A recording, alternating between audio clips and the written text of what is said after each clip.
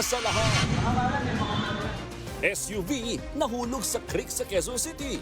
Driver na senior citizen, pahirap ang isagip. Nagtulong-tulong pa mga residente para buhatin siya. Pero ang driver, posibleng nakainom daw. Ang buong detalye ng balitang yan, abangan maya-maya lang.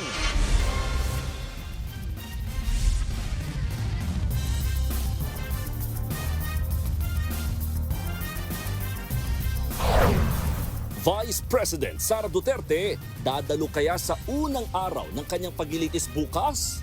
Para kay Pangulong Bongbong Marcos, mas mabuting humarap siya. If it was me being accused here, I would insist on appearing. Pangulo, may patutsyada rin sa mga nakaraang administrasyon tungkol sa maanumalyang flood control projects. I am the one who exposed all of this. At ang mga nakaramba na Pangulo, may nakita pa kayong ginawang ganon? Wala. Sa akin lang.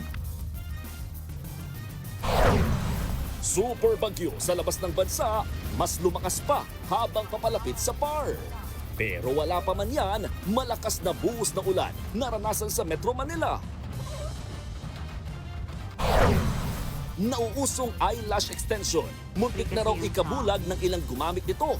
Eksperto, may paalala. Napapansin niya ma'am, yung client kapag sa salon, Mga mangingisda naglayag sa Zambales kasabay ng anibersaryo ng arbitral ruling sa West Philippine Sea.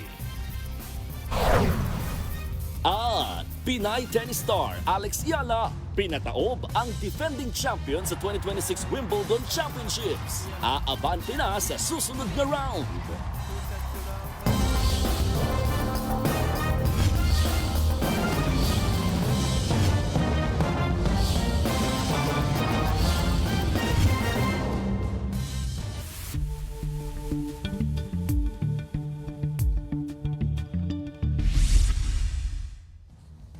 Magandang hapon, Pilipinas.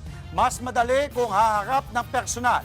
Yan ang tila pa-advice ni Pangulong Bongbong Marcos kay Vice President Sara Duterte isang araw bago ang pagsisimula ng impeachment trial ng bise. Ang ilang House prosecutor naman dumalo sa misa bago ang paglilitis. Nasa frontline ng balitang yan, si JC Cosico. Aarangkada na ang makasaysayang impeachment trial ni Vice President Sara Duterte bukas, July 6. Gayunman, wala pang abiso ang kampo ni VP Sara kung personal itong dadalo bukas. Sa inilabas na utos ng Senate Impeachment Court, mismong si VP Sara o ang kanyang abogado ang pinahaharap sa paglilitis. Para kay Pangulong Bongbong Marcos Jr., mas mainam kung haharap ang bise. Of course, it would be much easier to get to the bottom of everything if you can speak to the accused directly. And the accused can answer directly, not through secondary channels, not through the lawyers. Kung diretsong makapagsagot, di siyempre mas magiging maliwanag ang proseso, mas magiging madali ang proseso. Dagdag pa niya, kung siya ang nasa katayuan ng bise, I would almost insist over the advice of lawyers. If they advise me not to appear, I would insist on appearing because kaya ko namang sagutin. Sige, sagutin natin. Samantala, naniniwala naman si Bantay Senado co-convener at public interest lawyer Attorney Dino De Leon na no-show na naman si VP Sara. Kasi hindi naman sila sanay sa pananagutan, di ba? Magwo-walk out, magtatantrum sa ayaw na magpakita. No? Walang paggalang sa institusyon eh. It's a question of how our institutions will assert its authority, no? Sa kabila ng lahat ng hinuha at haka-haka sa appearance niya, ang bise unbothered. Nagbahagi pa siya sa kanyang social media ng mga larawan ng pagbisita niya sa Archdiocesan Shrine of St. Vincent Ferrer sa Bogo City, Cebu. Ayon sa bise, nagtirik siya ng kandila para ipanalangin ang kapayapaan ng bansa at ang kaligtasan ng mga Pilipino. Kasama rin daw sa kanyang mga dasal ang pag-uwi ng kanyang ama na si dating Pangulong Rodrigo Duterte na nakakulong ngayon sa ICC. Ang ilang miyembro ng House Prosecution naman dumalo sa isang misa sa Pasay City. Nandito po kami para humingi ng guidance, humingi ng blessing sa aking mahal na Panginoon. Sana na po kami ng health, ng energy, ng continued perseverance, and strength para gawin namin at maayos ang aming napaka-daunting at napaka-challenging na issue. Kasama nila ang ilang private prosecutors at deputy speakers ng Kongreso. Sa totoong lugar nangyari ang mga krimen na ito. Samantala, nagdaos ng protest caravan ng ilang grupo sa pangunguna ng Tindig Pilipinas ang lakbay pananagutan. Nananawagan sila sa mga senator judge na magdesisyon batay sa mga ebidensya at huwag magpa-impluwensya sa politika. Dagdag pa nila, mas marami pang protesta ang nakaamba bukas. Nagbabalita mula sa Frontline, JC Cosico, News 5. Hindi raw trabaho ng Senate Impeachment Court na buksan ang BIR box na naglalaman ng tax records ni Vice President Sara Duterte. Ayon yan kay Senator Ping Lacson at giit niya, dapat ibalik ito sa House Prosecution Panel. Pero ayon mismo kay Senate President Win Gatchalian, magkakaalaman lahat sa araw ng paglilitis bukas. At live mula sa Pasay, nasa frontline ng balitang yan, si Ian Suyu. Ian, kumusta ba ang seguridad dyan?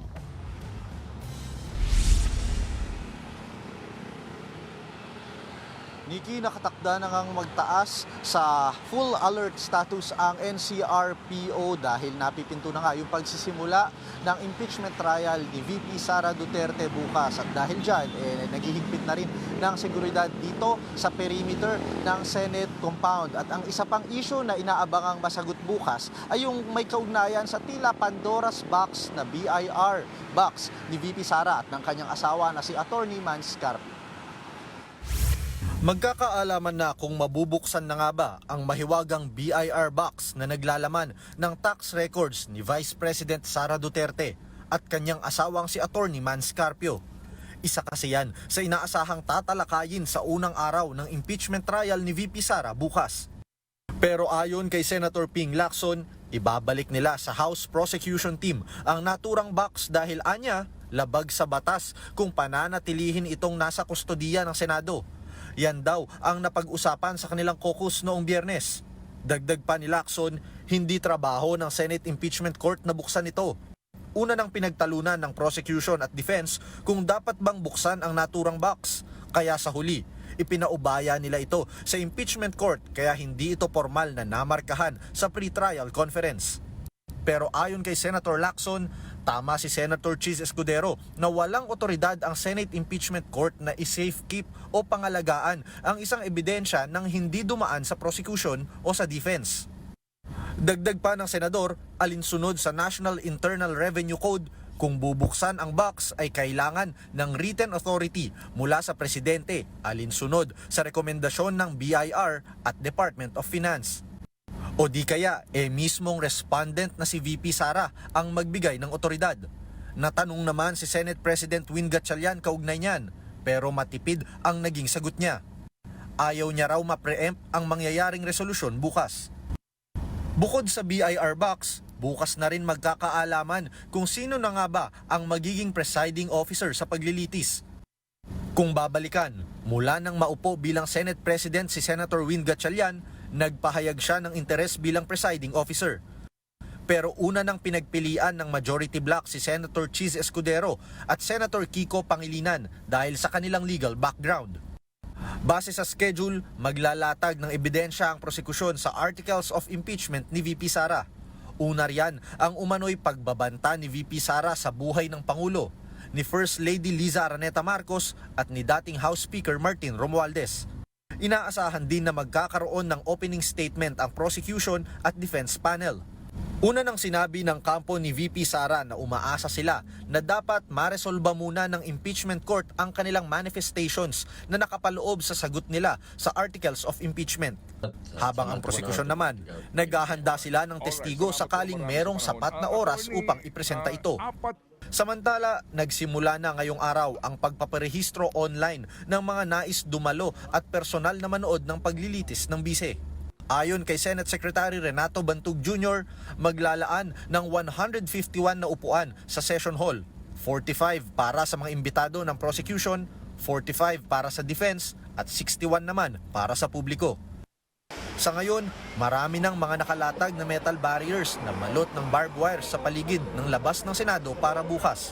Sa mismong labas naman ng Senado, may MMDA officers nang nagmamando sa daloy ng mga sasakyan.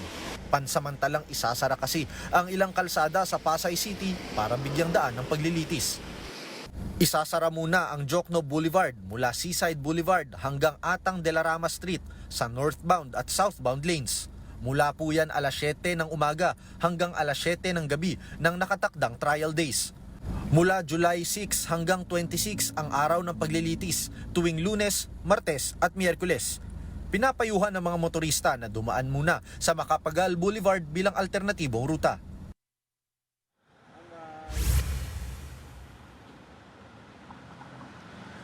Nikki, ayon sa PNP, magde-deploy sila ng nasa 6,630 na police personnel para magbantay dito at i-monitor yung seguridad sa lugar. Bukod dyan, nagkabit na rin daw sila o nag-install na rin sila ng iba't ibang mga CCTV dito sa kahabaan nga ng Jokno Boulevard, partikular na malapit dito sa may Senate Gate para mas ma-monitor nila yung sitwasyon. Lalo't inaasahan nila yung pagdagsa ng mga tao, posibleng pagkakaroon din ng mga rally bukas. At paalala lang ulit natin sa ating mga kapatid na mga nagbabalak bumiyahe bukas o dumaan dito, sarado po ang magiging kahabaan ng Jokno Boulevard. Both lanes po yan, northbound and southbound, isasara po from 7 a.m.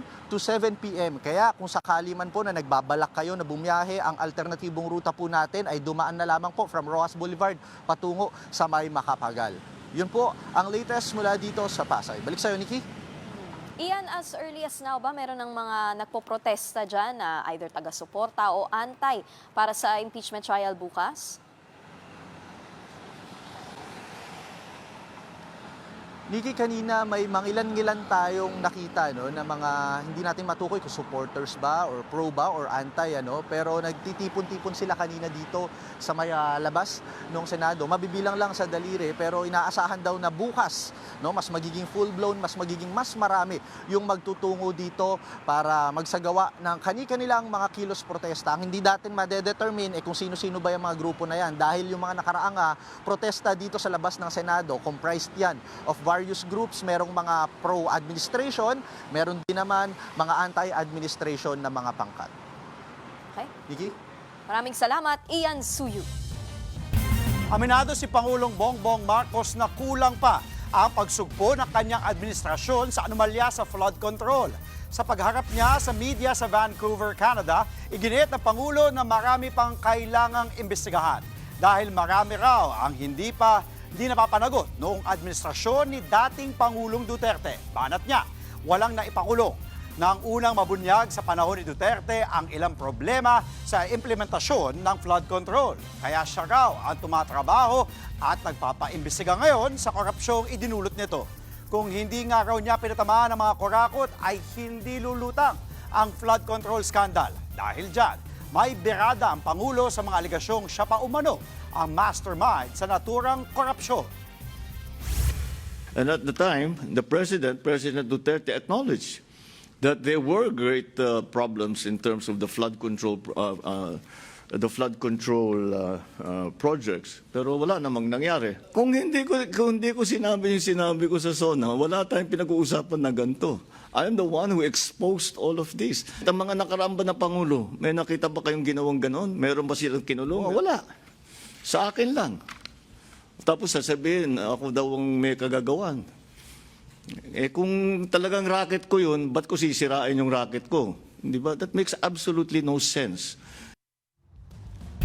Tungkol naman sa pagpababa ng edad ng criminal liability, iginiit ni Pangulo na kailangan pa ng mas malalim na pag-aaral para dyan. Ayon sa Pangulo, patuloy na nakikipag-ugnayan ng Malacanang sa mga eksperto kaugnay na panukala para mapababa ang edad ng mga batang makukulong kung masasangkot sa karumal-dumal na krimen. Gayunpaman, batid daw ng Pangulo na nag-iba na ang exposure ng mga bata ngayon sa social media, lalong-lalo na sa usapin ng adult content at karahasan online. Kaya pabor daw ang Pangulo sa panukalang total ban ng bayolente umanong online game sa bansa.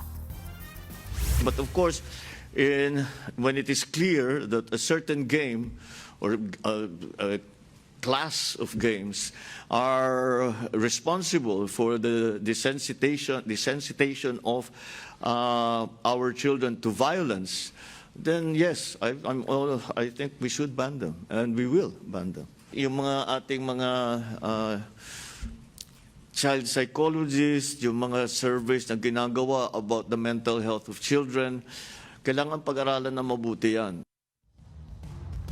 Sa iba naman pong balita, sugatan ng isang 70 anyos na driver matapos mahulog sa creek ang sinasakyan niyang SUV sa Quezon City. Ang driver na senior citizen, posibleng nagmaneho raw ng lasing. Narito po ang Frontline Report. Tumaob matapos mahulog sa creek ang SUV na ito sa G. Araneta Corner del Monte Avenue sa Quezon City kagabi. Agad rumesponde ang mga otoridad. Bumaba sa nahulog na sasakyan ng kawani ng Public Safety Office ng Barangay Masambong.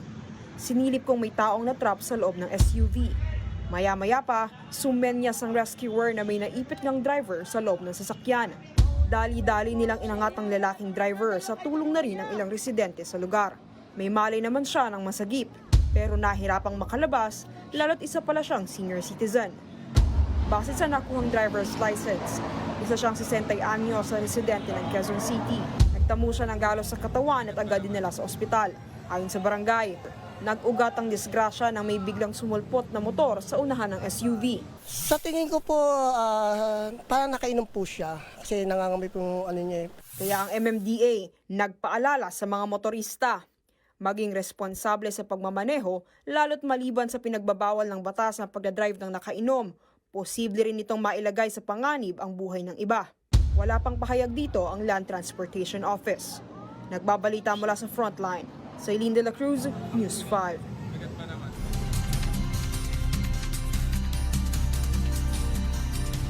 Patuloy na kumikilos pahilagang kanlura ng Super Typhoon Bavi sa labas ng Philippine Area of Responsibility.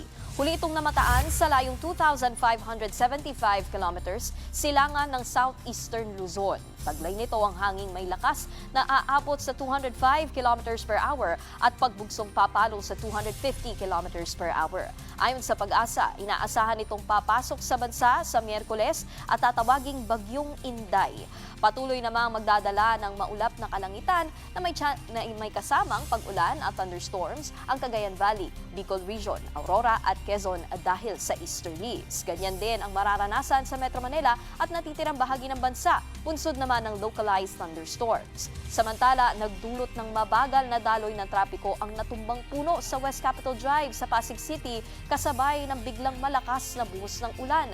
Usad pagumde ng mga sasakyan sa kahabaan ng C5 sa Pasig. Sa northbound lane naman ng Shaw Boulevard Underpass, gutter deep ang tubig baha.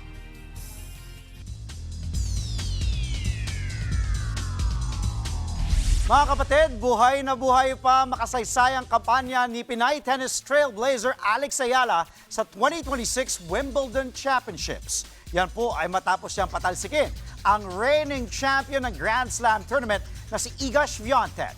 Narito, Frontline Report ni Ian Suyo. Her story. Muling napuno ng sigawan ang center court ng Wimbledon sa panibagong panalo ni Pinay tennis star Alex Ayala. Ang pinataob niya, walang iba kundi ang world number 3 at defending champion ng torneo na si Iga Swiatek. Git-gitan ang opening set na umabot pa sa tiebreaker at nagtagal ng mahigit 1 oras.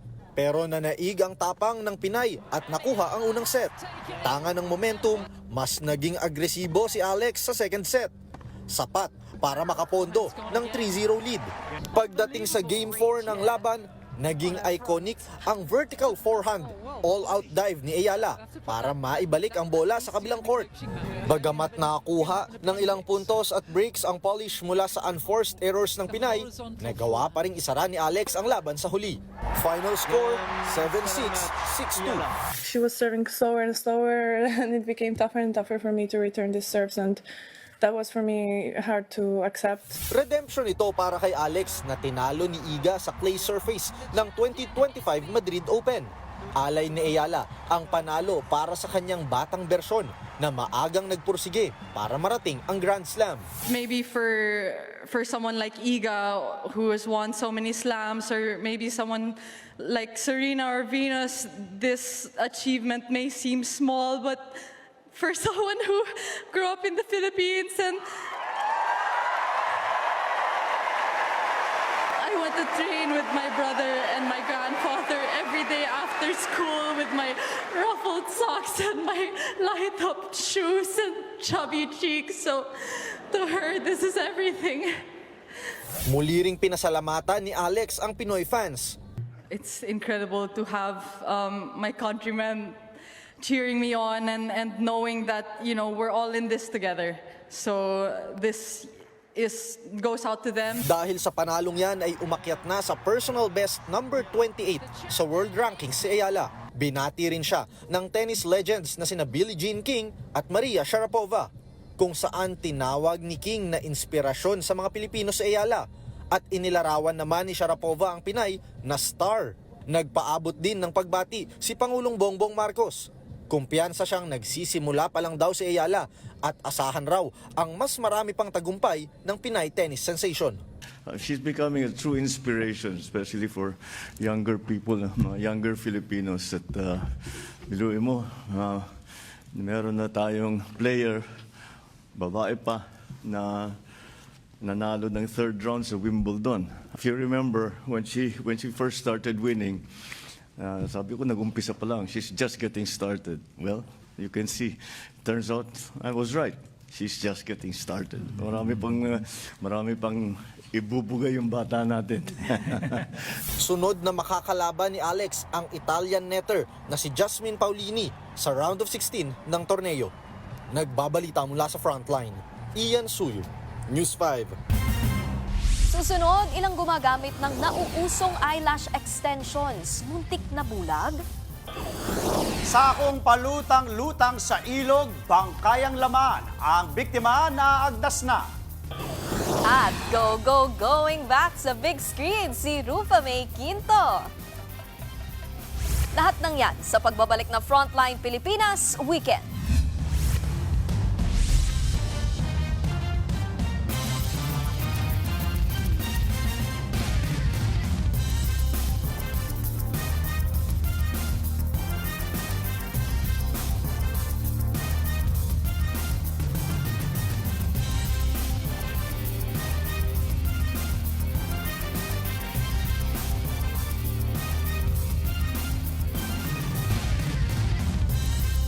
Naagnas na nang makita ang isang bangkay ng lalaki sa ilog sa Cotabato, habang sa Negros Occidental nalunod ang batang magkapatid na naliligo lang sa ilog. Narito ang report. Dito sa sako, nakuha na, manguda siya. Okay, mamuni. Palutang-lutang ang sako na yan sa Pulangi River sa Malidigaw, Cotabato. Pinagtulungang kunin ng mga residente sa paghihinalang bangkayang laman nito. Nang kanilang buksan, tumambad ang katawan ng isang lalaki. Nakasuot ang biktima ng green t-shirt at black na cargo pants. Sa inisyal na investigasyon, pinaniniwala ang inanod ng malakas na agos ng ilog ang bangkay mula sa mas malaking river system. Matapos ang forensic examination, itinurn over ito sa MDRRMO. Dahil inaagnas na at sa kawalan ng pagkakakilanlan, nagpasya ang mga otoridad na ilibing na ito habang patuloy ang investigasyon.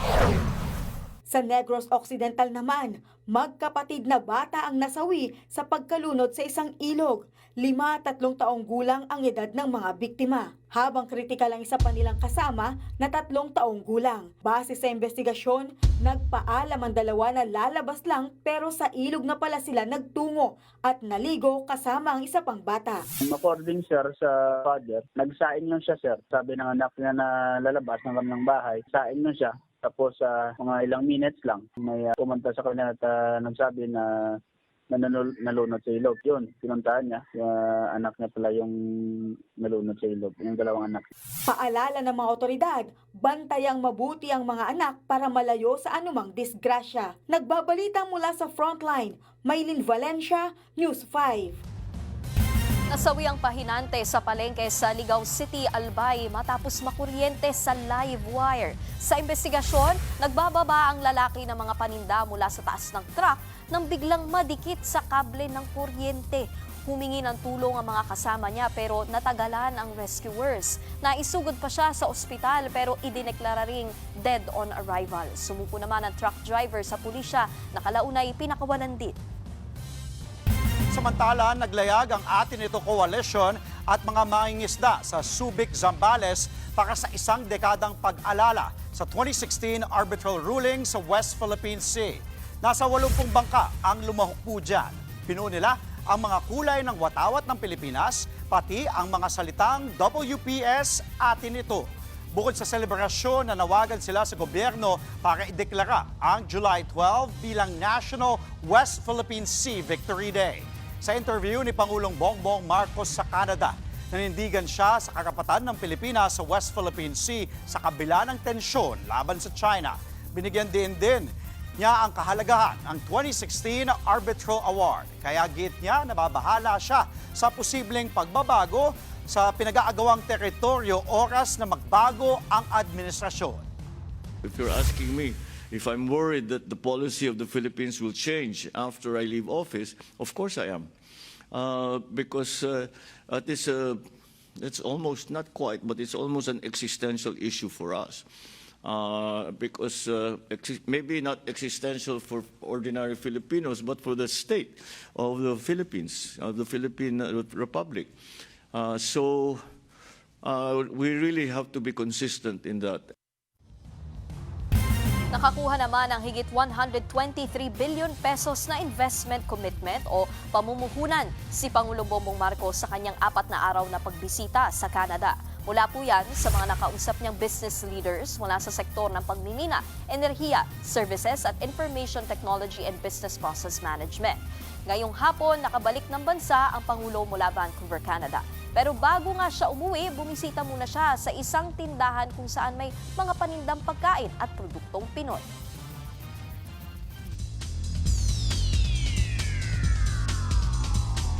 Nakalapag na ang Gilas Pilipinas sa Australia para sa laban nila kontra Boomers sa Window 3 ng 2027 FIBA World Cup Asian Qualifiers. Walang sinayang na panahon ang pambansang koponan at agad na sumabak sa ensayo bilang paghahanda sa kanilang laro. Susubukang tuldukan ng Gilas ang winning streak ng Australia sa kanilang 6:30 matchup bukas po ng gabi. Mapanood ng live ang laban ng Gilas at Boomers sa YouTube page ng One Sports.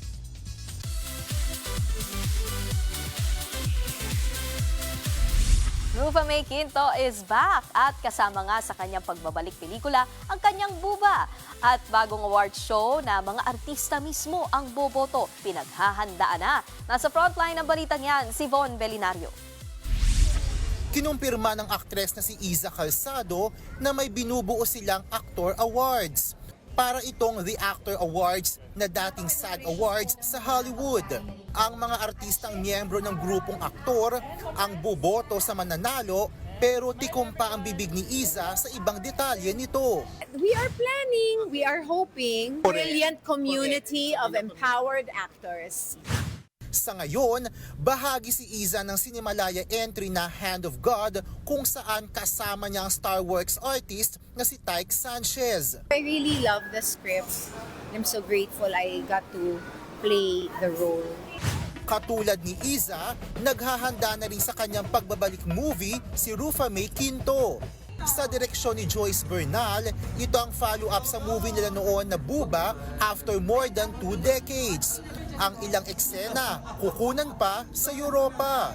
Reality ng buhay, alam mo yun, yung may hinahanap ka pero hindi mo alam kung ano yun.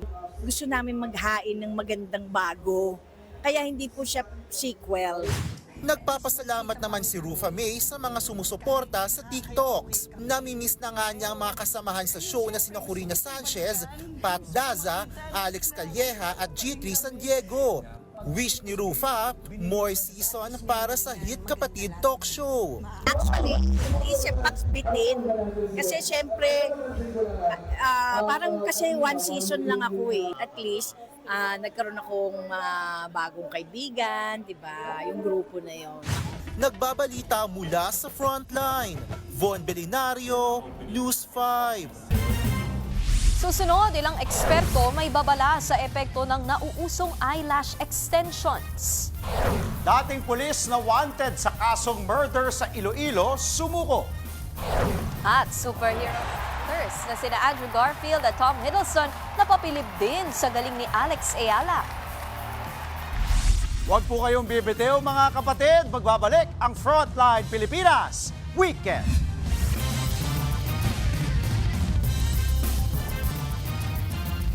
Sumuko sa mga otoridad sa Iloilo City ang isang wanted na dating pulis. Matagal na pinaghahanap ang dating pulis dahil sa kasong murder.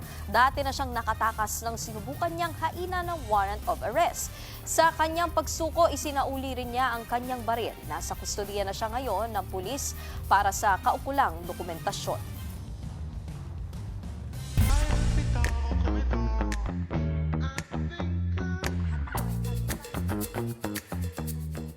Mas mahaba at mas makapal na pilikmata. Yan ang doll eye o cat eye look. Achievable na yan dahil sa eyelash extensions.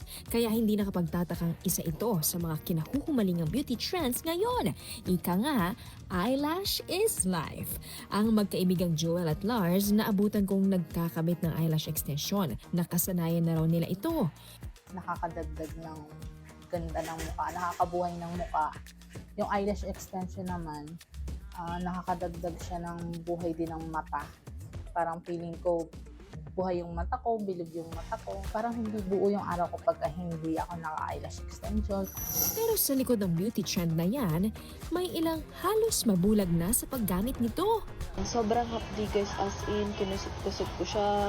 Isa na riyan ang aktres na si Angel Castro. Muntik na po ako mabulag dahil sa lash extension. Nasugatan po yung eye ko, tapos konting ano na lang po is nasa pupila. So I almost got blind po from that. Ayon sa ophthalmologist na si Dr. George Nangco, ang adhesive o glue na karaniwang ginagamit sa eyelash extensions ay ligtas naman daw. Pag dumikit, it's okay. It will, tawag namin, it will slough off.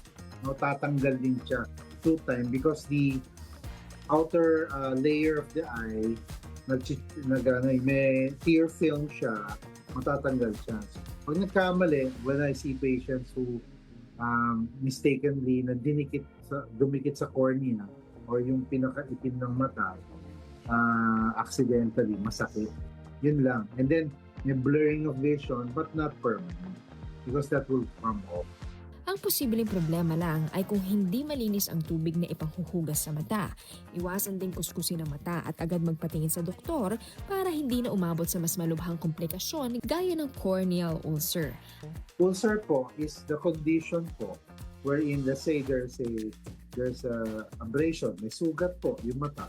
Tapos napasukan ng microbe. Ang corneal ulcer, kapag napabayaan, maaaring humantong sa pagkamulag. Ayon naman sa eyelash technician at salon owner na si Jazzy, ang madalas na pagkakabit ng eyelash extensions maaaring magdulot ng pagnipis ng natural na pilikmata at pagkairita ng mata. Kaya hindi raw talaga biro ang pagkabit ng mga ito. May tamang teknik, kailangang malinis ang mga gamit at mahigpit na sundin ang tamang proseso. So sa pag-lash training po kasi meron po tayo sinasabi lash prep, lash isolation, and yung yung tapos po ng lashes. Ano pa mang beauty trends ang mauso, paalala mga kapatid na hindi kailangang mauwi sa disgrasya ang pagpapaganda. Bea de Guzman, News 5.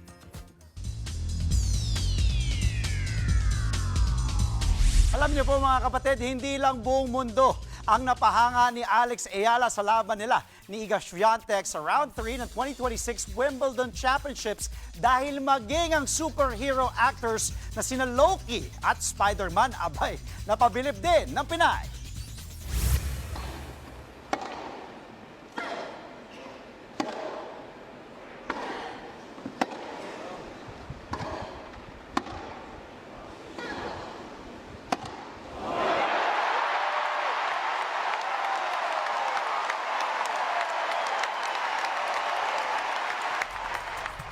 Kuha yan ni Hollywood stars Andrew Garfield na gumanap bilang Spider-Man at Tom Hiddleston na gumanap naman bilang Loki sa tiebreak ng opening set ni Ayala at Swiatek.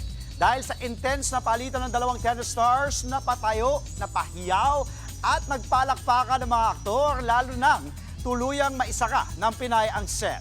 Sa huli, nakuha rin ni Ayala ang second set para selyuhan ang panalo at umabante sa round of 16 ng Grand Slam Tournament. Kaway-kamay muna sa Philomeris. May pa-10th anniversary fan convention ang K-pop group na Momoland dito sa Pilipinas. Gaganapin ang Very Merry Party ng grupo sa August 8, Sabado, dito sa Metro Manila. Wala pang detalye sa ticket selling at sa venue ng event. Ito ang anibersaryo ng Momoland para sa kanilang isang dekadang career. November 2016 nang mabuo ang grupo with their debut EP, Welcome to Momoland. Taong 2023 nang mag-disband ng girl group mula sa kanilang dating entertainment agency. Pero na-reunite ang 6 na members sa isang exclusive contract sa bagong label para ipagpatuloy ang kanilang bonding with fans. Sumikat ang grupo sa hit songs na Boom Boom at Bam. Susunod, mga sospek sa milyon-milyong pisong smuggled na sigarilyo na aksidente matapos tumakas. At road safety sign, nilagyan ng kabaong bilang babala sa mga motorista. Tuloy-tuloy ang balitaan sa Frontline Pilipinas Weekend. Sa ospital bumagsak ang mga kawatang tumakas sa Valle Hermoso, Negros Oriental. Wasak ang parehong sasakyan na yan sa magkahiwalay na insidente ng madatnan ng mga pulis. Habang nagkalat naman sa kalsada ang mga kahon na may lamang hinihinalang mga smuggled na sigarilyo. Tinatayang aabot po sa 2.6 million pesos ang halaga niyan. Base sa report, nagsagawa ng hot pursuit ang mga pulis laban sa mga sospek pero nakipaghabula ng mga ito. Naghiwalay pa nga sila ng daan para hindi mahuli pero pareho naman silang naaksidente. Inaresto rin sa huli ang 4. Arestado ang isang puganteng Koreano sa isinasagawang operasyon ng Bureau of Immigration sa Pampanga. Wanted ang suspect na si Cheongju District sa South Korea, kaugnay ng iligal na droga, partikular ang paglabag sa Narcotics Control Act ng bansa. Nahuli ang puganteng si Kim Soo sa Clark Freeport matapos ang intelligence sharing ng mga otoridad sa Pilipinas at South Korea. Meron din siyang red notice mula sa Interpol. Sumailalim sa documentation procedures ang Koreano at nakadetine sa BI habang hinihintay ang kanyang deportation pabalik sa kanyang bansa. Personal na binisita ni DPWH Secretary Vince Dizon ng isang paaralan sa Rizal, Kalinga. Bumungad sa kalihim ang kalunos-lunos na kondisyon ng paaralan. Kawawa naman yung mga bata. Bigyan naman natin ng dignidad yung mga bata, di ba? Bitak-bitak na sahig, sira-sirang kisame at hindi makataong CR. Ganyan ang sitwasyon sa Liwan West Elementary School na itinayo noon pang 1980s. Nagtungo si Dizon sa naturang paaralan matapos madiskubre na ginagamit pa ang peligrosong building. Ipinag-utos na raw ni Pangulong Bongbong Marcos na palitan ang gusali.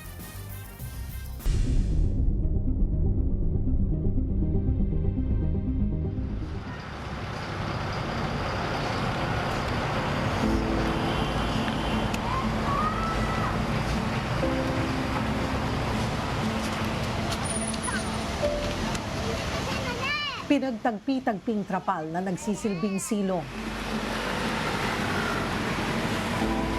Tabing kalsadang nagsisilbing lutuan, palikuran at palaruan ng mga batang wala pang muwang sa mundo. Mas nakakapaso ang init kapag tirik ang araw. Maalinsangan naman kapag nagsimula ng umiyak ang kalangitan.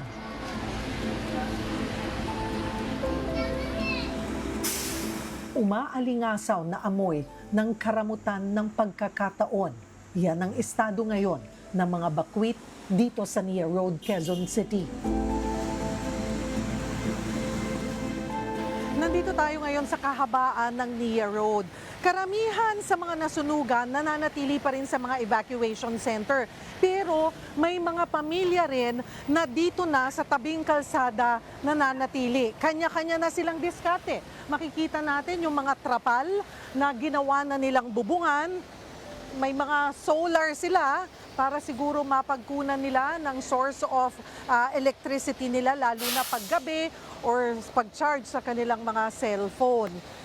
Ang malaki lang na challenge siguro para sa kanila ay sa aking pag-iikot, sa aking paglalakad, walang mga portable toilets na makikita ka. So doon sa ilang mga nakausap natin, ang sabi ay nakikibanyo na lamang sila doon sa may mga banyo. Minsan, dito sa kalsadang ito, makikita mo yung ilang mga dumi at yung mga bata daw ay along the road na lamang umiihi or dumudumi dahil nga wala silang maayos na palikuran. Kagaya ng magnanakaw ang sunog, sa isang iglap, maaaring mawala ang lahat. Buhay, bahay, ari-arian, pati kabuhayan. Ganito ang sinapit ng mga taga-barangay Pinyahan sa Nia Road. Na kung dati may sariling espasyo kung saan sila komportableng nakakapagpahinga, ngayon sa tent na lang naghahanap ng kanlungan mula sa malupit nilang sinapit. Dito po sa inistihan po namin nasa 3 months simula March 7. Kami po nandito dahil giniba yung aming bahay na nasunog noong March 7. Wala kaming temporaring paglilipatan, so napilitan kaming dito muna manatili sa kalsada po. Ang mga pamilyang nandito sa kahabaan ng Nia Road, kanya-kanya ng diskarte sa kung paano patatahimikin ang nagwawala nilang mga tiyan. Dito, mayroon ng palengke. Mayroon ding nangangalakal para lang malamnan ang sikmura ng mga paslit na nakaasa pa sa kanila. Ate, saan kayo nagbabanyo? Nagbabayad, nakiki-CR. Saan? Magkano? Anong klaseng paggamit ng banyo yon? Maliligo, 10 piso. Makikihi, 10 piso rin. 5 piso pag-ihi daw. Pag poop, 15. Iba-ibang halaga. Dito rin namamalagi si Ate Imelda, isa rin sa mga nasunugan sa Nia Road. Halos 40 taon niyang santuaryo ang dating bahay.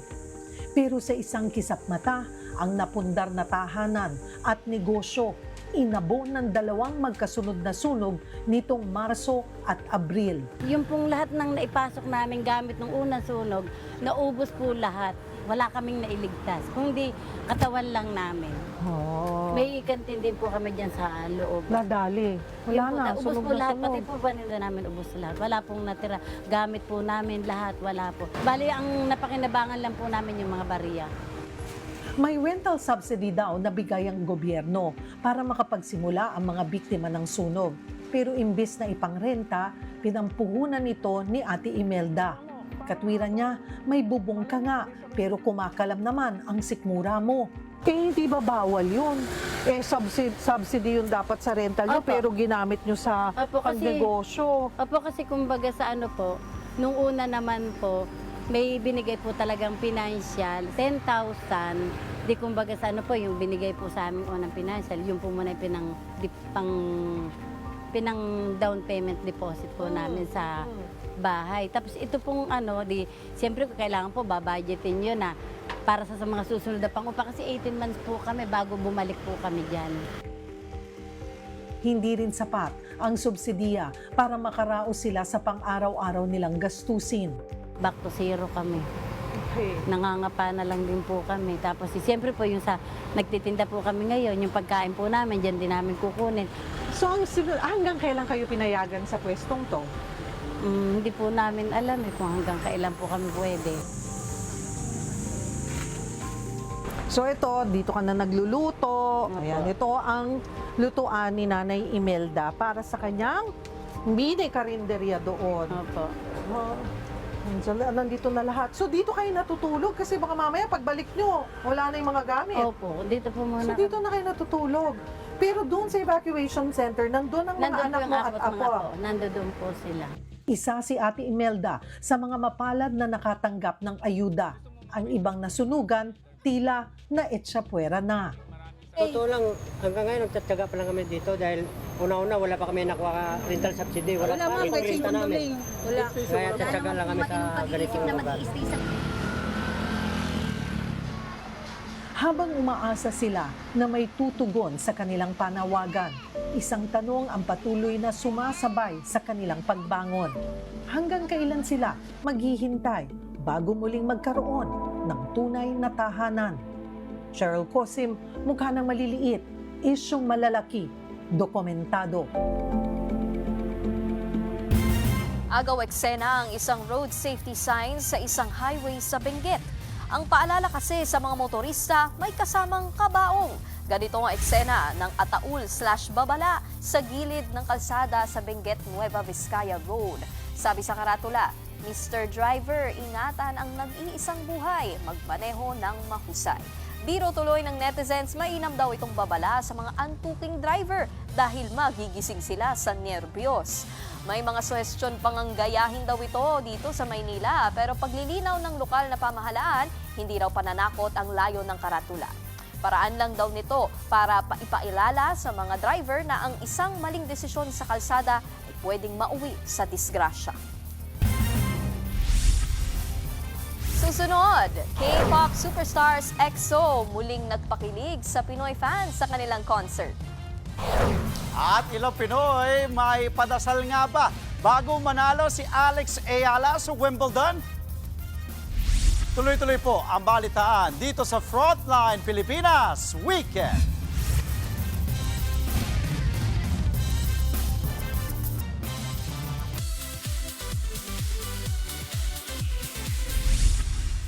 Performance, vocals at visuals. Ganyan dineliver ng K-pop legendary group na EXO ang kanilang X-Horizon concert sa Manila.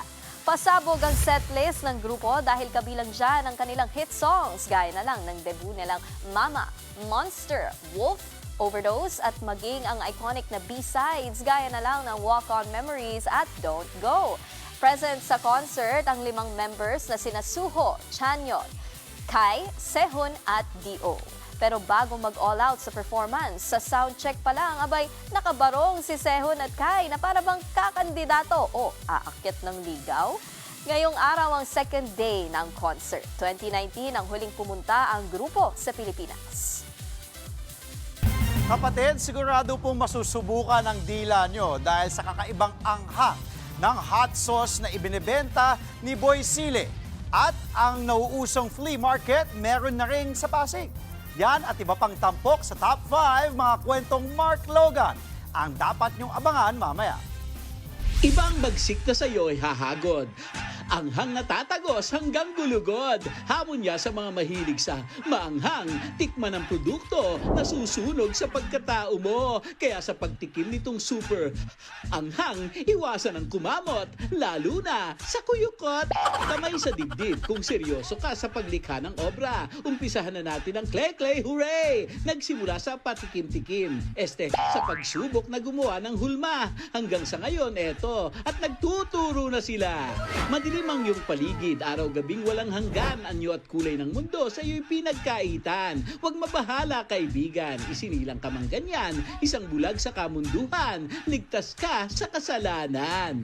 Ay, parang kanta tayo na. Kung ang hilig mo sa buhay ay sumugal sa mga buwis buhay na sakayang tulad nito, aba, huwag kang magtataka kung bukas makalawa, meron ng budget chopper, helicopter na gawa sa yero, at kung gipit pa rin, helicopter na gawa sa yero, pero may kalawan. Dati-rati sa Amerika at Europa mo lang maririnig ang salitang flea market. Pero ngayon, meron na rin sa Pasig. Nagkalat ang mga antik at kung ano-ano pang anik-anik. Sabi, ang hinahanap ko kasi yung album ni Paquito Diaz, mga ganun. Ang hirap hanapin nun eh. Si BBG yung kumanta ng BBG, not my lover. Nagbabalita mula sa Frontline, Mark Logan. O ito, Andre, bilang isang sports enthusiast at bilang very enthusiastic person in general, ano bang naging reaction mo nung naipanalo ni Alex Ayala? Tuwan-tuwa ako dahil ako ilang beses ko na rin nakapanayam yan si Alex. Pati close ako sa kanyang pamilya. Kaya congrats. Nakita natin, di ba, sina Tom Hiddleston, sina Andrew Garfield, pinakita din yung kanyang ama, si Tito Mike, na talagang proud na proud. Si Mama Riza proud na proud, her whole family. Yung mga idol niya, proud din. So talagang nakakatuwa kasi alam naman natin, Iga Swiatek, defending champion sa Wimbledon, at para mapatalsik sa Wimbledon, sa grass court mismo ni Alex, talagang saludo tayo sa kanya. Pero Pero eto, kasi wala pa rin daw makakapantay sa reaksyon nating mga Pinoy, no? Oh, Nang normal. ipanalo nga ni Alex ang third round ng Wimbledon. Tulad na lang na party goers na ito sa Boracay. O, di ba nagbobora sila? Panoorin natin.